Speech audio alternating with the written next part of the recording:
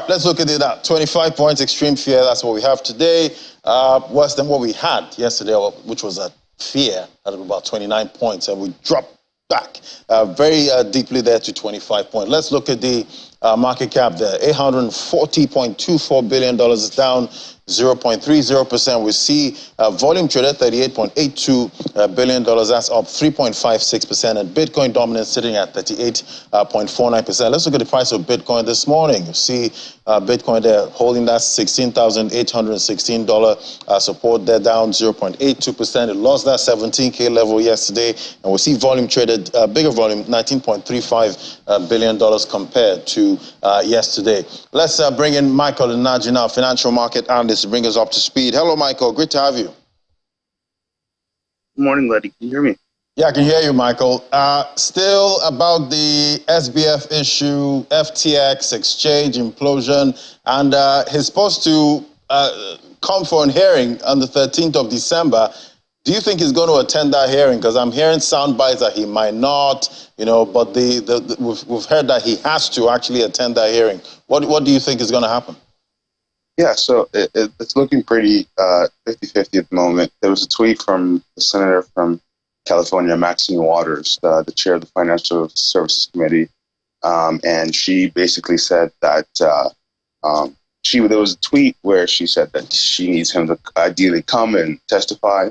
And then at some point yesterday, CNBC reported that Maxine Waters said that basically she doesn't need him to come.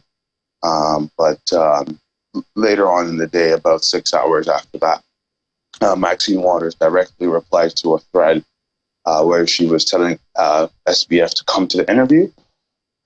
She said that the situation is rapidly developing. However, though, if she does need to use her subpoena powers, that she will use the subpoena powers.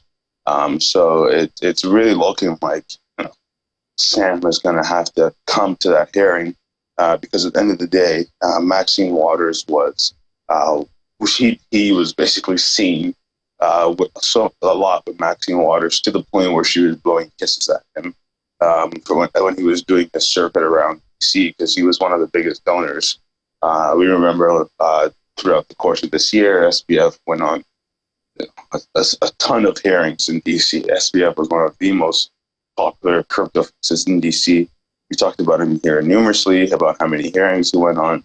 So it's finally funny to see when he's in trouble that he doesn't want to go to those same hearings, almost like implicitly telling you that he's followed the law in what he did. So it's really interesting. The same guy that led a lot of the hearings, that moved a lot of the prices throughout the course of the year with good or bad news, with all the crypto bills, is the same one now that Congress is begging to come back. The truth is SBF over the last couple of days has been running a circuit over the media. He's been going through, he went to the Wall Street Journal, Deal Book Summit. He did a couple of Twitter spaces. He did the Good Morning America show. The truth is SBF had a Twitter spaces with an individual pseudonym called CoffeeZilla. And the guy has interviewed him about 3 times. But in the last 48 to 72 hours, there was an interview where basically they explicitly asked him, according to your terms of service and how you basically segregated funds, some users should not have had their funds affected anyhow if you were just doing margin trading versus siphoning the funds to your hedge fund. And so he explicitly asked them, did you commingle funds? And in all honesty, it sounds like SBF answered that question and finally told us what we needed to hear, which is like he did commingle funds in essence. So obviously it's not under oath. So he didn't perjure himself if in case the investigation did come out. But in terms of, he claims that he can go to Washington because he doesn't have all the information in front of him. He's trying to figure it out. But the amount of information this guy has given out in the last, all the Twitter spaces and all the talks he's had indicates to everybody that he does have enough information to do a hearing. By no means is he not ready to discuss this topic. However, though, Caroline Ellison, the CEO of Alameda, was spotted last week in New York.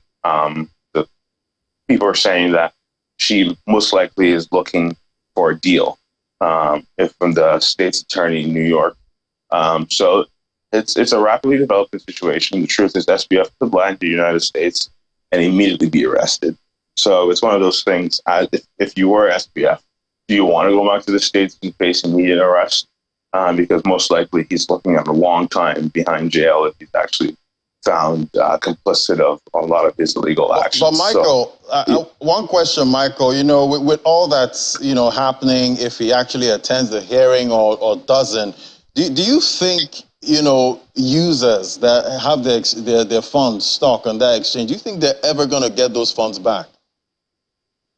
I fundamentally believe there's going to be some kind of recoupment. I don't think it's going to be one-to-one. SBF has stated that FTX US users are going to get one-to-one funds, but he honestly could be saying that to avoid even more jail time. Because if he provenly commingled FTX US customer funds, then there's a higher chance that he's definitely going to go to jail for a longer time.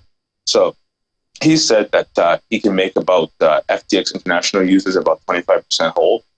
So they can expect somewhere between 10 to 25 cents on the dollar. And FTX US users can get 100% on the dollar. So I do think there's going to be people will get their money back. But however, we've seen it take a long time. An exchange that comes to mind would be Mt. Gox. The people who lost their Bitcoins there still haven't gotten them back. It's been almost 10 years. So people will get their money back. However, though, it could be a very, very, very long time till that's arbitrated. So there is hope that these people will get made whole. But at the end of the day, it's something that could drag out for an entire decade based on previous instances of bankruptcies of crypto exchanges going under.